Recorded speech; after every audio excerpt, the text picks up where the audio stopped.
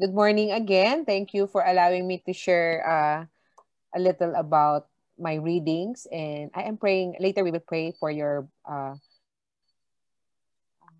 second bi-monthly exam. Okay. So, expanded program on immunization is one of the flagship program of the Department of Health at lahat ng local government unit. The expanded program on immunization was established in 1976 to ensure that infants, children, and mothers have access to routinely recommended infant and childhood vaccines. Initially six vaccine preventable diseases were initially included in the EPI. Tuberculosis, poliomyelitis, diphtheria, tetanus, pertussis, and measles. In 1986, 21.3% fully immunized children less than 14 months of age based on the EPI Comprehensive Program Review. So ngayon nagkaroon na tayo ng iba-ibang klase ng vaccine katulad ng HIV, no? So this is one of the important elements of the EPI. One is target setting. For example, this is in relation to what kind of immunity that I shared yesterday? Herd immunity. Very good, Queenie Cabello. Herd immunity. So you need to have a target setting so that in a way makukuha mo yung herd immunity. Saya, I don't know, pwede ba akong anong tawag dito sa chalkboard? Paano ba magsulat doon? Kasi tuturo ako kayo kung paano mag-target setting. That will be part of the bi-monthly exam. Again, Dr. Belicano, hindi ako pwede sa February 6, ha? Yes po. Someone knows how to pag doon sa chalk? Sandali, I stop share for a while. Paano yung sa chalk? Makakaano ba ako? Paano ba yan? Whiteboard. I mean whiteboard pala. Paano ako magsusulat dito? Okay. Text. Okay. For example, the population. Ay, paano yun? Ba't wala? Paano ako magsusulat? Ayan. Yung population of Tacloban is 270,000. Okay? So, gawin na lang na, may mga calculator kayo sa mga cellphone nyo. So, the population is 270,000. Sandali, I'll get my Codigs.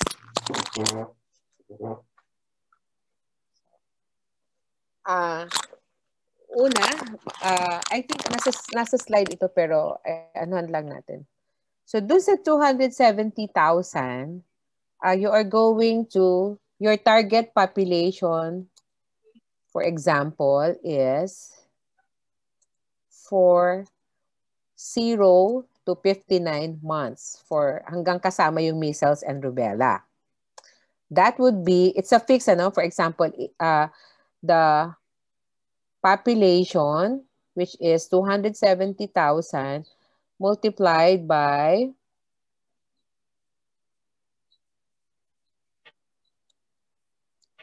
11%. Parang ang sinasabi dyan is 11% of the population are 0 to 59 months. How many is the target population?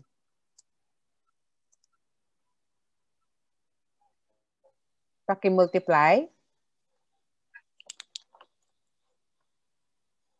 29,700 daw. Ano daw?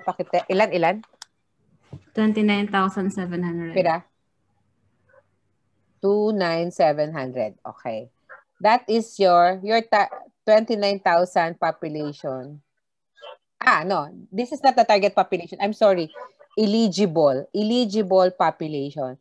Your eligible population is 29,700. Okay? Doon sa eligible population mo na 29,700, your target, sasabihin ni okay, this is for measles vaccine. Okay? Yung measles vaccine mo is this is 2021. 2020 population. Kasi 2021 na ngayon. Tapos sasabihin mo, ang measles vaccine mo ay target mo is 95% of the eligible population. 95% of eligible population. So what is 95% of the 29,700? That would mean 29,700 times 0.95.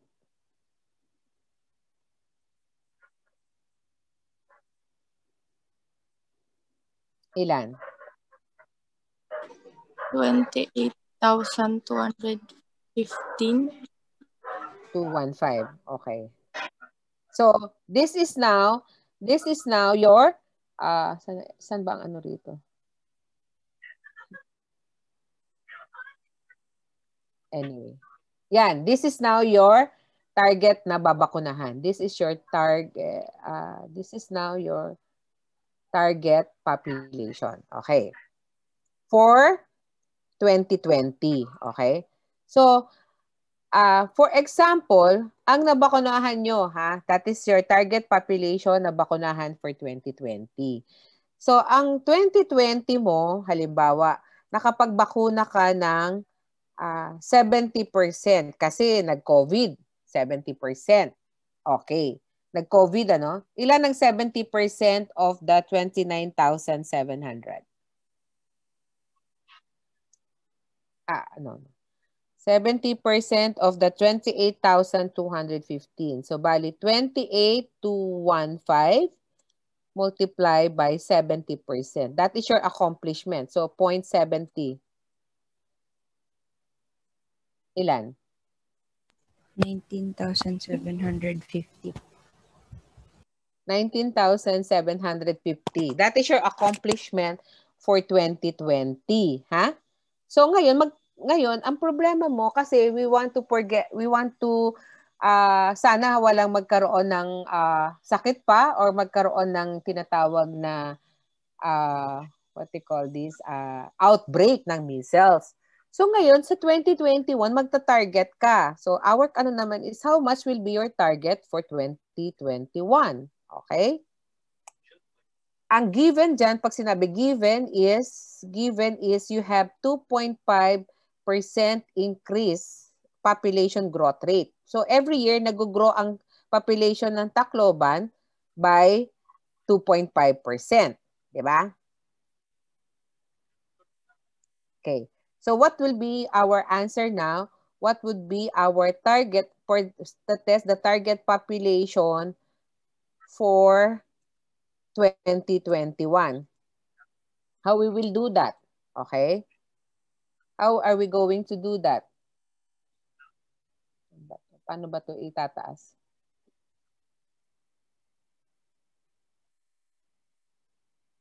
Saan na yun? Ano ba yun? How are we going to do that? Okay? Any brave person who would like to answer?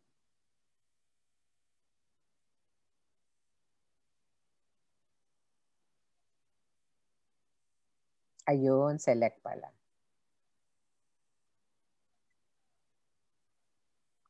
So how are we going to do that?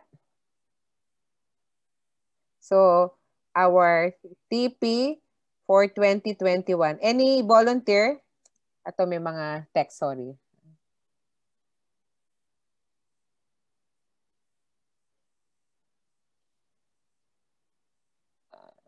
Okay. Okay, so thank you, Trisha, for, okay. Ganito ha. Oo, sige.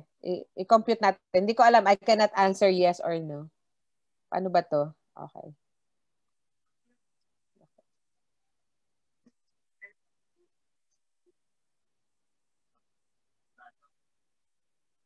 Ay, paano ba alisin yung, yung chat? Ikaw na maalis yung chat. Ay. Hindi ko na maalis yung chat. Paano ba ito i-close? Close.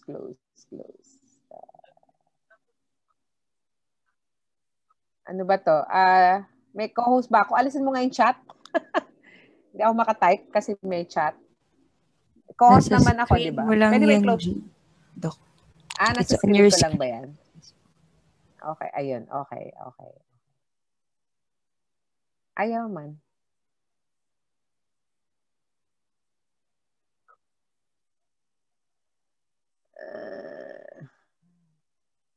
Hindi maalis yung chat eh.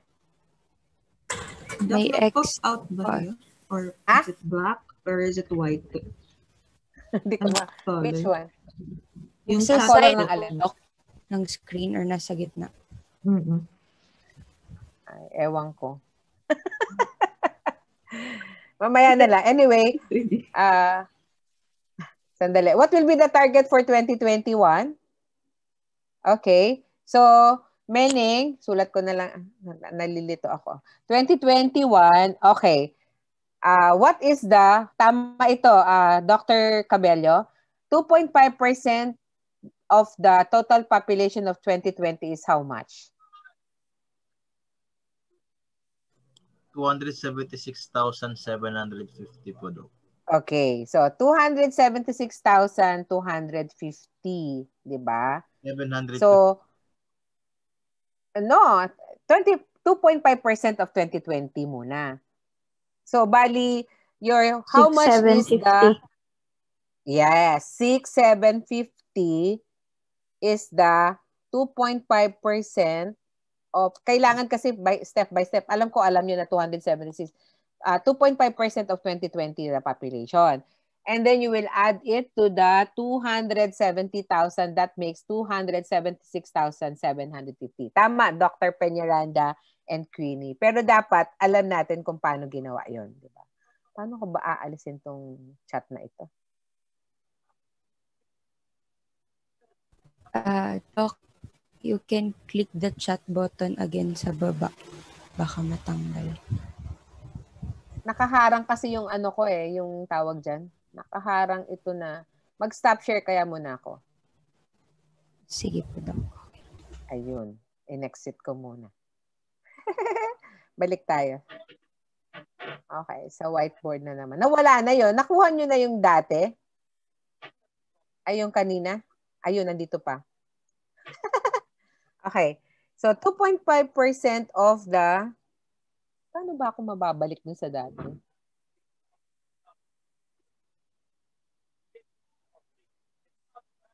.5% of the 2020 population, di ba? 2020 population. That is 6,750. Tapos, ang mangyayari now is 200. I-add mo yon sa 270,000 plus 6,750. Tama? That would now 276,000. Pera to? 500? Pera? 750 po. 650. 750, di ba? 276. Opo. 750. Tama? Ganyan. Tama? Okay, so now, that will now 276,50, 750. So, your target, your eligible population will now be how many? So, kukompute na natin yung eligible population. Ha? 276,750 multiply by, pera? Ilan? 0.11. Okay, 11 po, 0.11%. Okay. Which is ilan? 30,442.5. 30,442.5? Yes, Doc. Gagawin nating 3. Kasi hindi natin pwede maging 0.5, hindi mo mahahati yung bata. 30,443.5. That is your target, your eligible population. Tama? So, for 2021, ha? Eligible population for 2021. Importante yung yung year. Okay? So, dun sa 30,443, how much will be your target population? So, 30,443 times how many? 95%. 0.95%, which is ilan?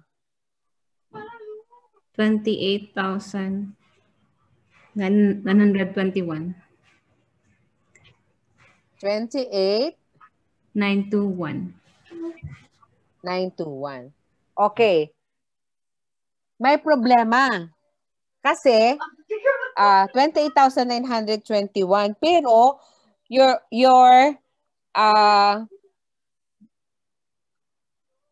only was able to immunize 19,750 last year. So ngayon kailangan mo mag-supplementation kasi meron kang hindi nabakunahan of last year na pwede talaga siya ng measles. So ngayon, ima-minus mo 28,215 minus 19,750. Ilan yan?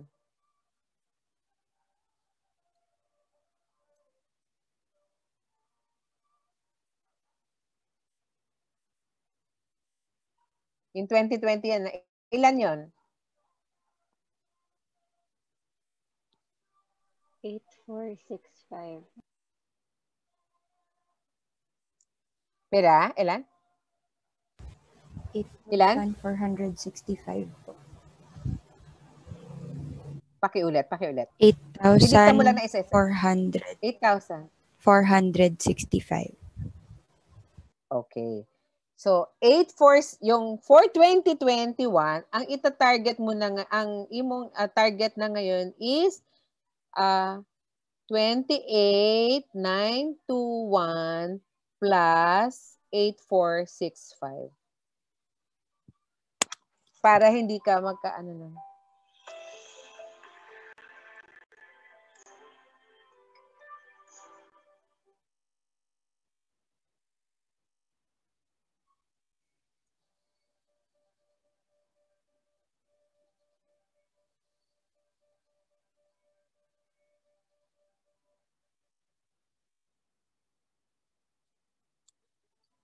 Ilan? 16,930 po, Dok. Pera? 16,930. No. 28,921 plus 8,465. 37,386. 37,386 po. 37? 37? 386. 37386. Yan. Yan ngayon ang target population mo for 2021. Kasi ang nangyayari, we are just targeting kung ilan yung year ngayon, di ba? Kaya nagkakaroon ng mga outbreaks, nakakalimutan nila, dapat babalikan mo yung target population, yung accomplishment mo of the last year. Isasama mo yon sa yung mga na-miss opportunity mo na mabakunahan. Does this make sense? Okay na ka mo? Any question? Question po. Sige. Sige, Dr. Sino ba to? Yes, Doc. Yung 11%, Doc, is it constant? Constant yun. Ilalagay ko yun sa test. Parang sinasabi nila, 11% of the population are 0 to 59 months. Constant siya. Constant din yung 95%. Constant din yung 95%. Kasi yan yung target. Yes, Docky. Doc, question po. If during po the computations, Doc, tapos may decimal kahit po 0.1 or 0.4, considered round up na siya lagi, Doc? You have to round off kasi hindi mo mahahati yung tao. Kahit sa rate, di ba? Sasabihin mo 11.6 infant mortality rate per 1,000. Sasabihin mo, 11.6 na bata ang namamatay per 1,000 population. Does not make sense. It's either 12, at least 12 children are dying per 1,000 population. Kasi hindi mo mahati yung tao di ba? Tao man ito. Pero iba rin yung sa rate ng mga, if it's just a thing or you just want to get a percent. Pero pag sinabi mong kasi you are targeting person, hindi mo mahati yung 0.5 na tao. Gawin mo, mag-add ka na lang ng 1. Kahit pa 0.1 yan, 0.2. Okay. Thank you, Doc. Anyway, target lang naman yan.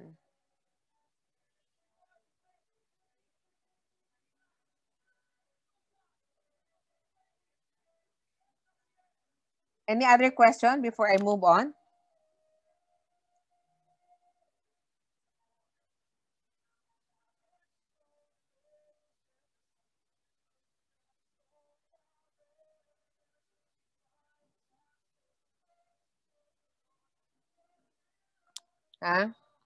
Okay na? Everybody knows? Aram na tanan?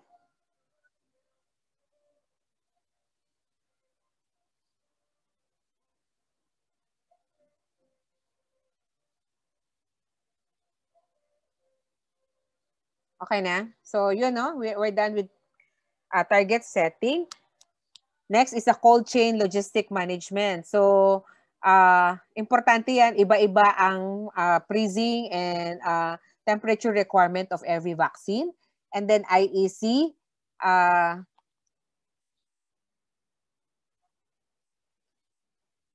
very important is demand generation. Why? After the Dengvaxia, nagka-problema tayo sa pagbabakuna. Bumaba talaga yung ating accomplishment sa vaccine. So sa IEC, importante yung demand generation. We have yung demand generation is you will allow people, mothers, guardian to go for an immunization.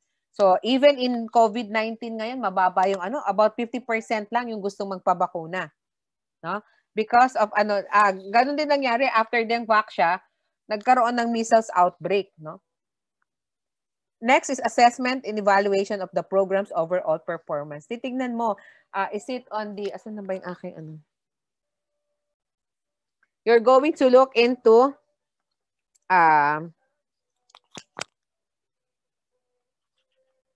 for example, in the evaluation, for this year, Mr. Sia, rubella supplementation, we want to ensure in the assessment is ensure high quality immunization, or in this case, measles and immunization and polio response by generating demand, no? And nagkakaroon tayo ng supplementation because of the target setting. Nakita natin mababa yung accomplishment, kaya nagkakaroon ng supplementation because we want to interrupt the transmission of the measles virus. Okay? And then we also would like to interrupt the transmission of polio virus type 1 and 3. Kasi nagka-problema tayo, nagkaroon na naman ng polio. Ineradicate na ang polio sa Pilipinas. Ngayon nagkaroon ulit ng polio. And then another is to provide technical guidance on infection prevention and control to minimize COVID-19 transmission. Now that we have COVID, we will not stop doing the immunization. Napako tayo lahat. I think Tacloban only has about 49% accomplishment for the immunization. And then we want to prevent additional break soon of measles that will burden the health system. So we will assess it, kaya ang gagawin namin ngayon by February, sana nga, sayang yung mga kayo, kung pwede sana lahat, yun ang ginagawa ko sa mga estudyante ko. Either you perform, ang ginagawa ko is lahat ng mga estudyante nagpa-participate in the vaccination program. And of course, surveillance studies and research. So, even the COVID-19 is going through surveillance, ito na vaccine. Hindi pa tayo nakakasigurado of the efficacy of the vaccine. Recently, lumabas yung J&J only for a dose. although 72% efficacious, but it will stop. You can only you can only have a one injection. However, it will stop the severity of the disease. So, as I have mentioned earlier, dun sa kahapon, it's a biological preparation. It contains an agent made from weakened or killed forms of the microbe. It's toxin or one of the surface proteins that resembles a disease-causing organism. It stimulates the body's immune system to recognize the agent as foreign, destroy it, and remember it, and destroy any of this microorganism that it Hello, later Doc. Excuse me. encounters. Yeah. Are you sharing for the PowerPoint? Oo. Hindi nyo nakikita? Dire po, Doc, ang whiteboard lagi hapon na makikita. Ah! Ganon. Sorry. Yes, lagi. Hindi kayo nagyayakan? Tignan mo nga. Okay. So, balik ko yan. Okay, Doc. Thank you. Ito. This is one of the most important slides in the API. The target setting, as I have mentioned, cold chain, logistic management. Kaya yung mga vaccine care, kaya dapat ang refrigerator, you don't have to put any other things in the ref if it's for ref for vaccine. Yung mga nag-NDP dyan, mga nag-work sa mga rural, nakikita nyo, di ba, may pagkain, may tubig, may ano, dapat no. It's only purely for vaccine kasi we don't want them open ang mga refrigerator. Next is IEC. In the IEC, it's very important we generate demand. Demand generation that every mother and magpapa-immunize. Letter D, assessment and evaluation of the program's overall performance. Importante yung sinabi ko kanina, we want to prevent the further transmission and we don't want an outbreak. So Tacloban only has 49% and the rest mas mabababa pa because of COVID-19. Since if there will be an outbreak, it will always be a burden to the health system. Okay? And then, next is surveillance studies and research. No? Very important yung surveillance. So as I have mentioned, the vaccine is a biological preparation. It contains an agent either weakened, ano yung kahapon? Either live attenuated, no? Killed forms of the microbe, or it's a toxin, no?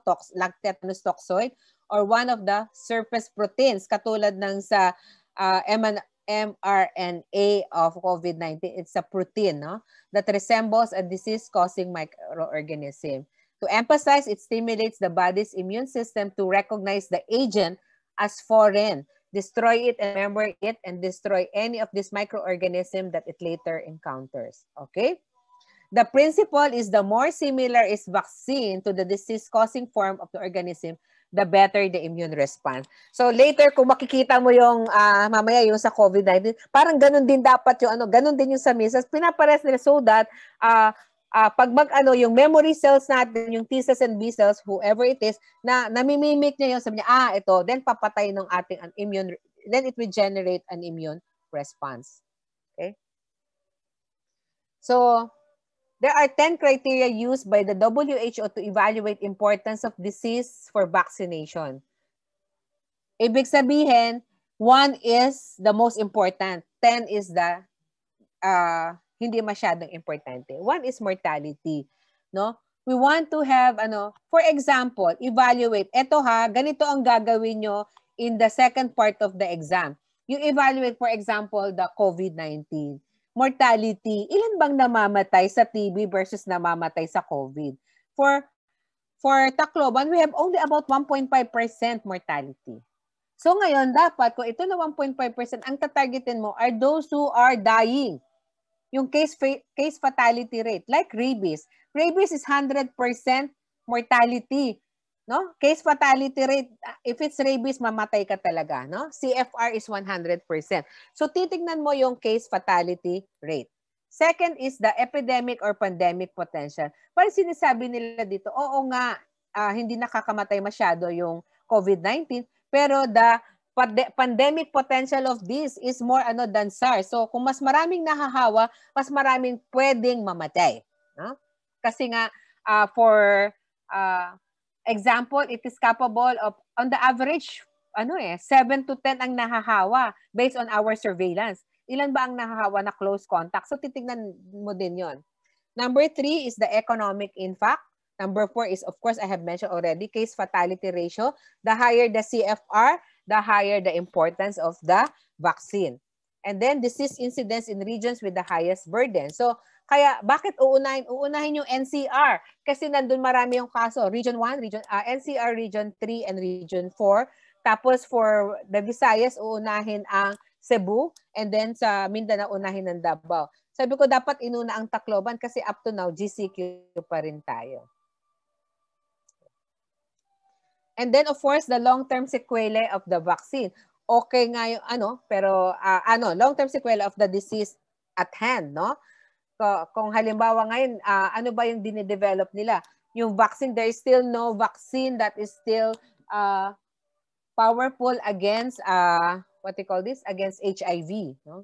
And of course, morbidity, inequity, the greater impact on the economically disadvantaged. Kaya sa vaccine, ang target population natin na inuuna, healthcare workers, those who are senior citizen, and those who are indigent, no?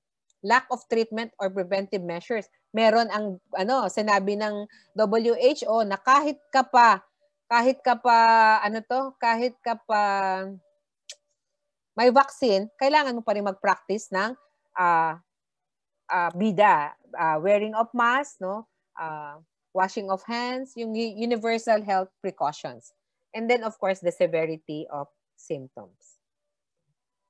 So again, it's just a review. We have the live attenuated, inactivated, and conjugate vaccine. So among the live attenuated, most of them are viral and bacterial like the measles, mumps, rubella, and the varicella. Inactivated, we have the whole, fractional, or protein-based and polysaccharide-based. And IPB, yung polio vaccine, is a weakened vaccine. And or conjugate. It attaches or conjugates the outer coating of polysaccharides to antigens that the immune system respond well, helps the immature immune response react to the coating and mount immune response, such as HIV and HIV and PCB. Okay. So, BCG is given at birth, no? There's only one dose, pero sa iba, at school age, they wanted to continue it, no? So BCG given at the earliest possible age protects against the possibility of infection from other pulmonary members. Okay. It might come out in the exam. BCG will protect you not from pulmonary TB but from extrapulmonary. Lalabas yan sa board exam. Lalabas din yan sa board, lalabas din yan sa bi-monthly. Sandali lang.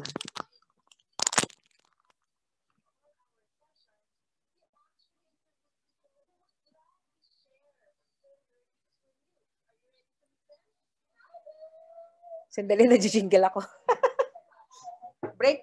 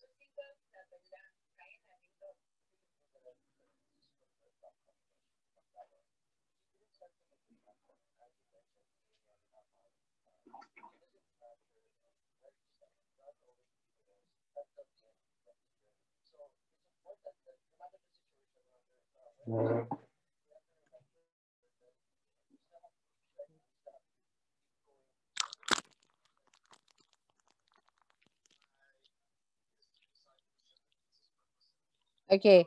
So after this, it's your bi-monthly. So for those who haven't had after the lecture and even the COVID, or hopefully makaisip na kayo ng mga diseases that you are going to present. And before that, after that, I will only share on communication in public health and then presentation. Okay. So go back to my slides. So BCG, as I have mentioned, it will not protect you from pulmonary tuberculosis, but it will protect you from extrapulmonary. So we have the pentavalent, no, DPT, Hep B, and Hib, no. Diphtheria, yung diphtheria, tetanus, Hepa B, pertussis, pneumonia against HIV, or yung meningitis, no? So it's given 6 weeks. How many? 3 doses, 4 weeks apart. An early start with DPT reduces the chance of severe pertussis. Next is OPB, no? Oral polio vaccine. Again, it started introduced at 6 weeks. Given, and there are 3rd doses. Sometimes in the 3rd dose, you give the IPV, no? The inactivated polio vaccine. Okay, this is very important, ha? On the 3rd dose, you will give the IPV, both IPB and the OPB.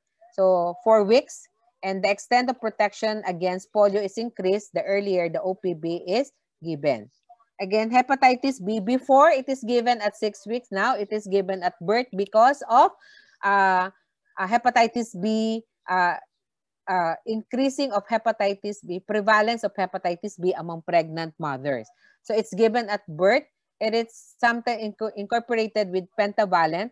Is given 4 weeks. An early start of Hep B reduces the chance of being infected and becoming a carrier. For example, the mother is Hep B, nag-positive siya. What are you going to do? No problem. Kung magpapaanak siya, you will give the hepatitis B injection at birth and also the immunoglobulin. Next is MMR. So, measles, mumps, and rubella. It is given, no, against against German measles, against rubella, rosola, no, and even Becket mumps, no. So it's given 9 months. The number of doses is 2, and it's the minimum interval between doses is at 9 months and 1 year. So at least 80% of measles can be prevented by immunization at this age. However, the difference with us is if there is an outbreak, you can give it to the 6 months, no? Kasi usually pag 6 months nagsa-stop na mag-breastfeed yung mother, you can give if there is an outbreak. And then the pneumococcal conjugate vaccine, PCV, given at 6 weeks, again with 3 doses, 1 month apart.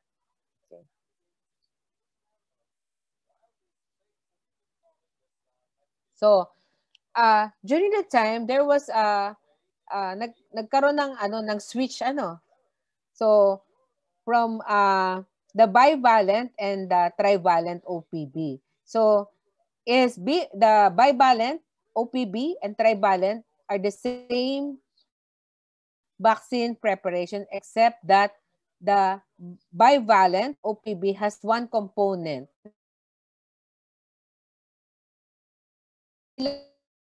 Na type 3, di ba? So, the bivalent contains type and 3 virus.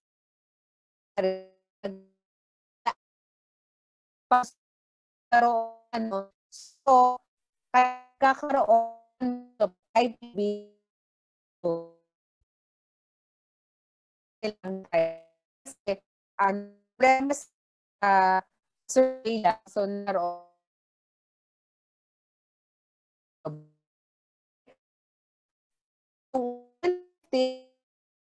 no longer necessary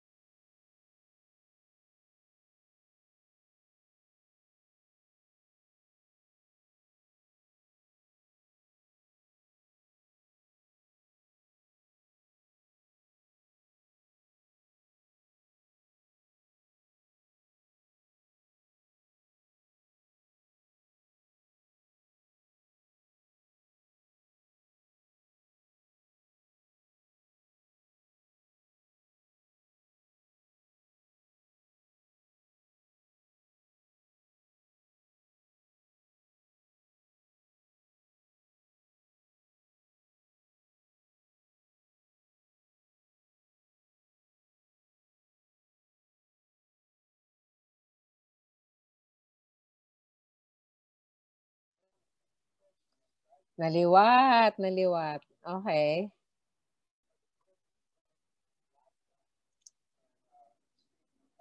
So, 2015, na-certify na tayo. Okay. Polio virus free na kita. Polio free country na kita. However, I think that was 2019 or 2018. I don't remember. I think it's 2019.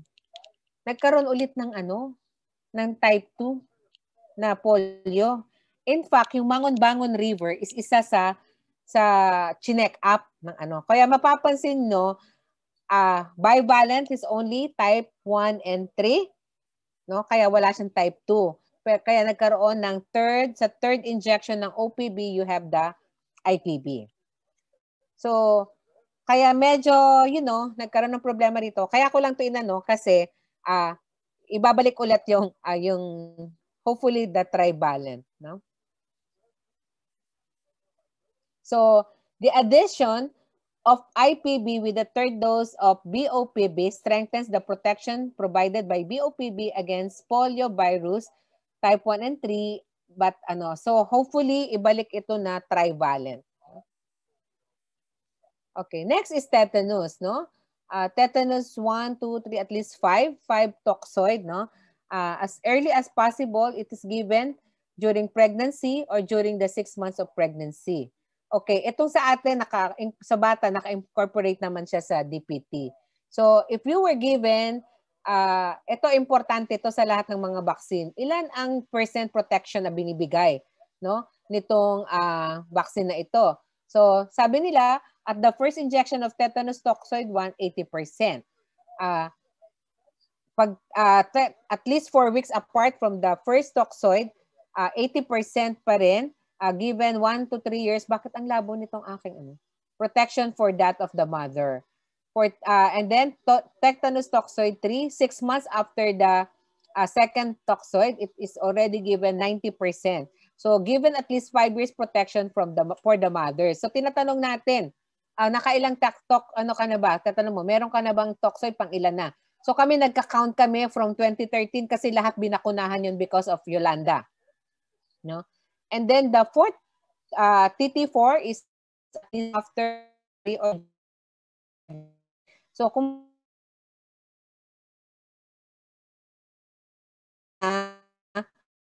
nakapagpa ka ng TT1, 2, 3, now ka ng 5 years protection, pag nagbuntis another protection. At least 10 years for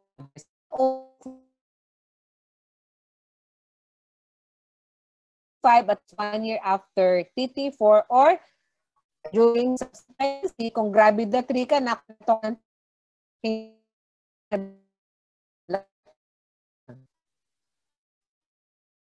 so,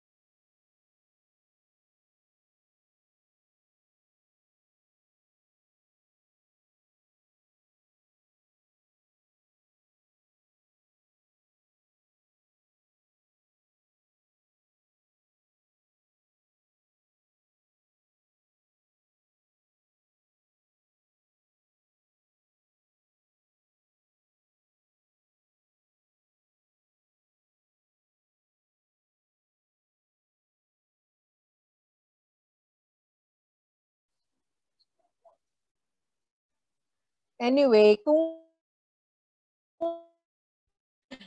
ma-disconnect ulit ako, if I share the slides, if I give the slides, o kaya nyo ba? Or you will, we will extend?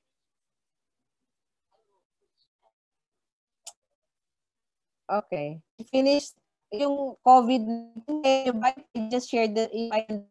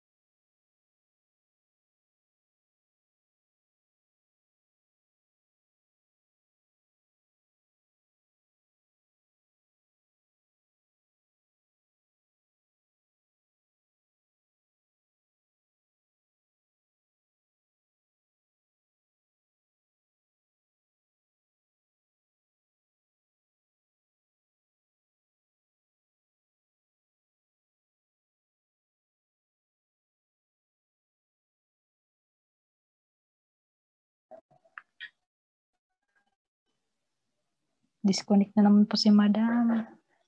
Come on, 1 to 860. 800 may kuhan na, ubos.